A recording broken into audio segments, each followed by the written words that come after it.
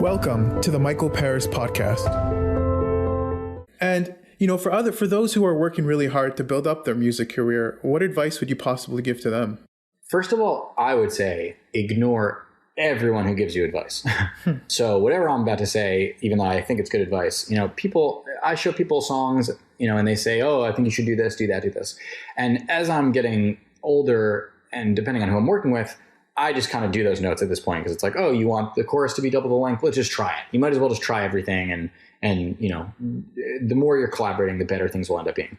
That said, when I was starting out, I think stubborn is what makes you unique. And if you really believe that the way you're doing things is going to work, eventually it kind of will, I think. There's a lot of songs I hear where I'm like, oh, I don't really know what they're doing. And then a year later, everything sounds like that. And you're like, wow, like that guy just really believed that what he was doing was unique and different. And then he became a leader as opposed to just being another follower. So ignore all advice. That said, watch so many YouTube videos. Like we're in a day and age where like it's so easy to learn. And I don't even, I have masterclass and obviously YouTube and those things, but I'm sure there are even 1,000 other websites that have producer classes and great content. And like any place you can watch somebody do something better than you should. I'm not particularly, yes, I know all of the buttons on Serum and I'm really good at, Ableton, whatever. But there are just nerdier guys out there doing cooler, more innovative things.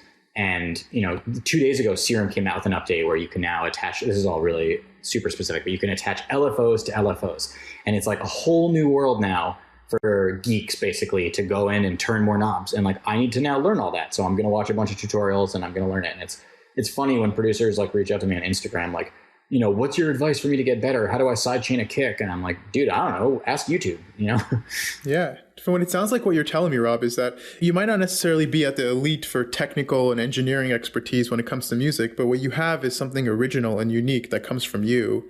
And that's maybe why you stand out as opposed to everyone else. There's a really good Benny Blanco article from, 10 years ago at this point, probably, but in the New York Times, where he said that he's not very good at anything. He's just really good at looking around the room, seeing what everyone else is good at, and then doing the part that they can't, so that everyone can kind of be focused on what they're good at. And I love that quote. I like that too. I probably do too much and try to be the best at everything in the room sometimes, and that's, not necessarily a good thing.